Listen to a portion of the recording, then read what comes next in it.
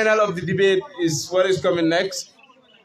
The judges are set, are ready, and I believe the contestants, that is the debaters, are also ready to showcase their debating prowess to actually entice us with their eloquent speeches that are very much needed here. So the ones who went to the final, the two debaters who are going to contest are Mr. Yunusa Mbai and then Mr. Seni Jide. According to the judges, Mr. Yunusa Mbai, you are the first to rise to the podium and then actually speak on the debating topic that should be the final. Yeah. Okay. So, Mr. Yunusa Mbai, you are welcome. Assalamu alaikum. Good afternoon to you all. I am back here at this moment in the finals of this debate. According to the topic, the Gambia's competency-based curriculum is a copycat and it doesn't fit the needs and aspirations, or is not fit for purpose, which I definitely disagree. First and foremost, we are saying the Gambia's competency-based curriculum is bad. That's what I agree on. It's not correct. It's very inappropriate. It's very unfounded. And it does not fit the needs and aspirations of the Gambians as far as education is concerned. Before I go further, I would like to define few terms here. What is curriculum? Curriculum is from the Latin word currere, which simply means to draw out.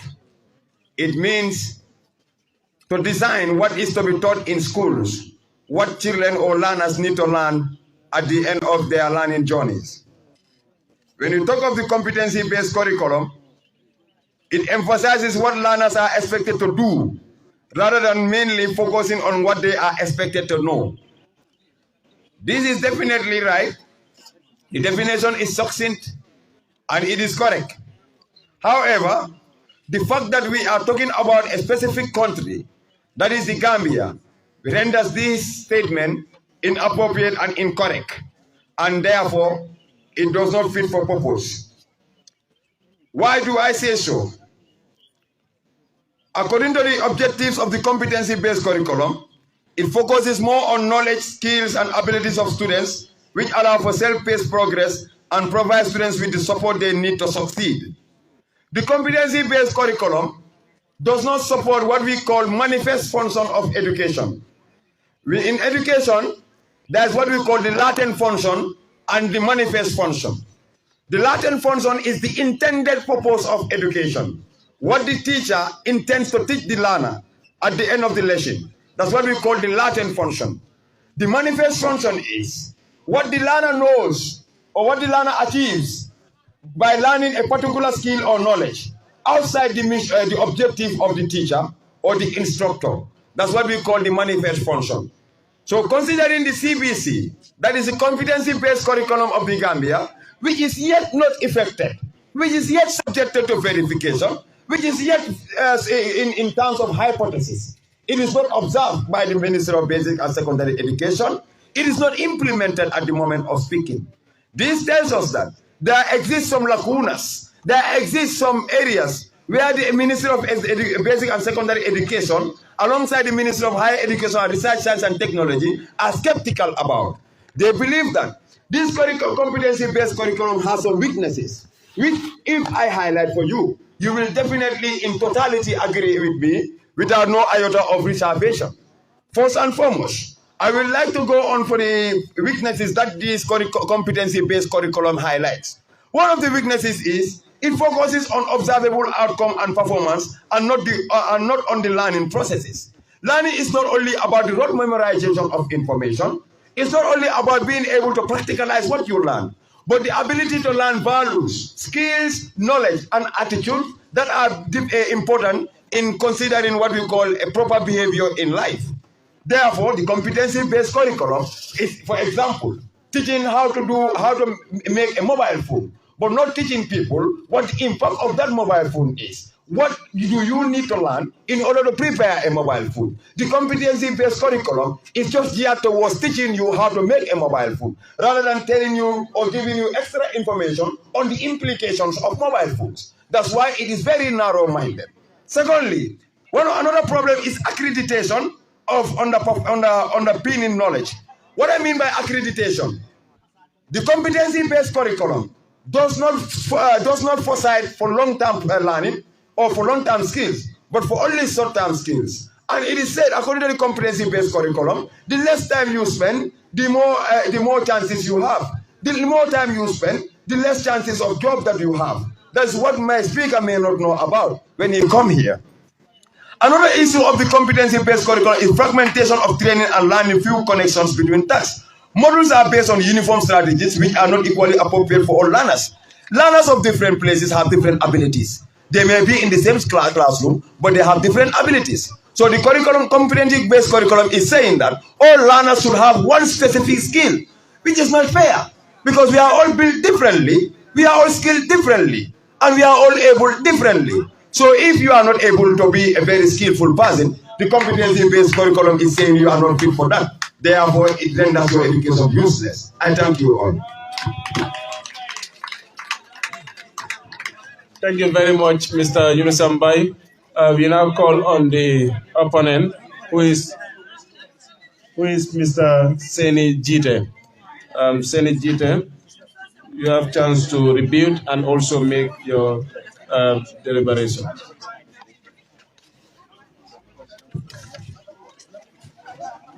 Okay, are you set? Are you done? All right, thank you very much. I learned that the first thing that I learned, because repeating myself as the sociable GT, when the going get tough, the tough get going. This is the word from Chronic. I will take him back to this word. That today you have do away from the motion that flows. And I will take you back to the motion. It said, this house believed that the competence-based curriculum being by Murphy is a copycat. You should have agreed to this statement, and does not seem to address the need of our society. This is the motion. So let's get back to my aspect where I don't have to dwell on what you did already. Now, the competence-based violence, it strengthens communication and collaboration. What does that mean? It improves communication. How do we communicate? How best we can improve our communication skill?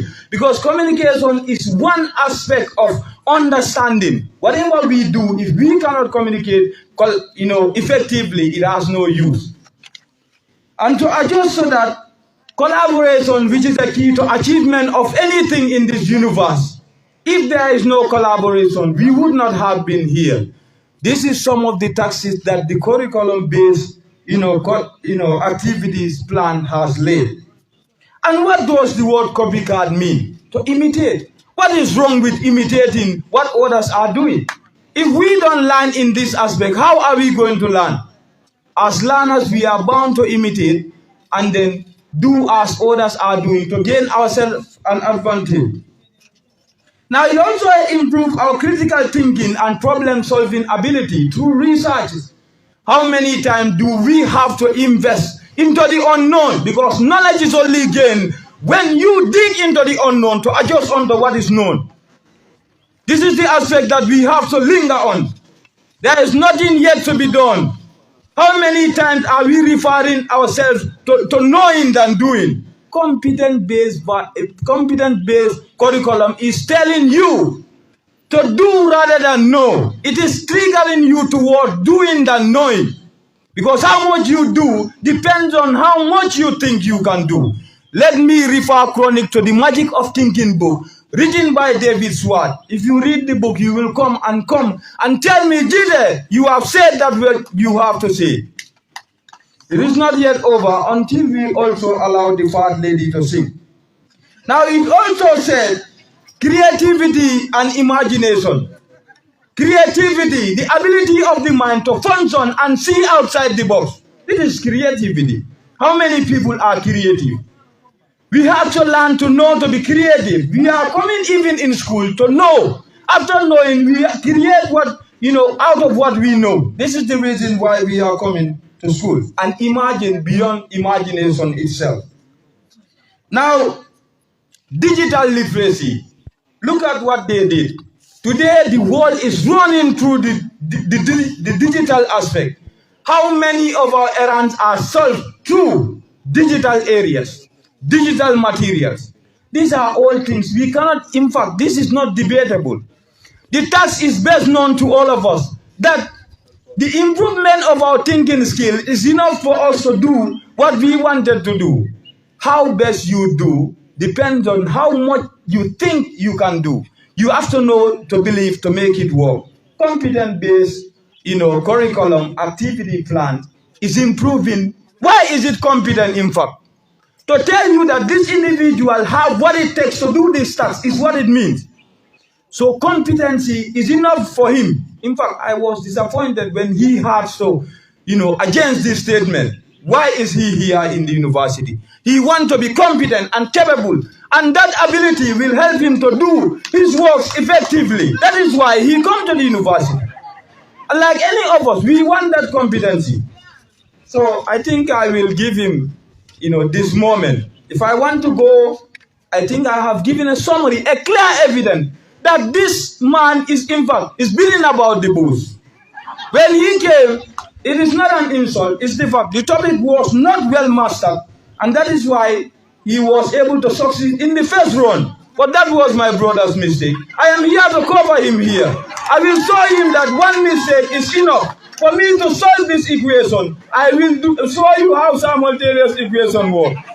Certainly, to let him know, everyone in this life, not only it's about us ourselves. We all want to be at another level. So if we are not competent enough, in fact, we will not be able to express ourselves in very many platforms. We come to upgrade ourselves because we want to be competent enough for any task that is given to us. That is the reason why we come to the university, and no one can against that reason. I think I have given a clear summary to this man to learn a lesson. The next time you come to this platform, you know exactly what you have on the paper, so that your words will not haunt yourself. You were palpitating, not ready enough to give them enough information. I will tell you this. This word that I'm telling you is what is happening in curriculum-based activity. I have exhausted my moments, and in fact, I am going further. Summary is good if you know. Thank you very much. Yes. Ladies and gentlemen, it is unfortunate. He came here and started entertaining. Here, we are not here for a razzmatazz or a razzle-dazzle here. We are here to give our points that will excruciate your opponent rather than ginger the audience. Please come here with tangible points to defend your narratives. First, when I told him about competency-based curriculum, I thought he is a very thoughtful person. I thought he's a very thoughtful speaker. But he is very myopic. He is only defining it down competence. We have the key important element here is whether it is fit for purpose for the contemporary society of the Gambia. It is not. One of the criteria that you measure here, you made mention of the components or the criteria for competency-based curriculum, which is communication, collaboration, critical thinking, problem-solving, imagination, citizenship, learning to self-efficacy, digital literacy. These are all words, bunch of words that exist. But was the Gambia prepared for this?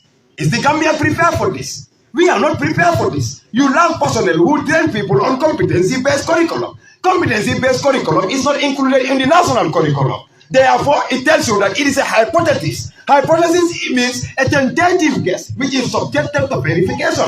So therefore, it is not in effect. It is not in reality. It is just there trying to bully me here personally. However, what has happened has happened. Past injustice should not divert us from the present action or the most pressing issues. I therefore thank the judges for giving me your time. Thank you. That was an entertaining one. And then I did not know actually we have debaters who are very much good at maths.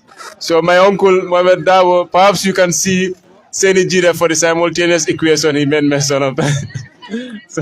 so Pavi is very good at that.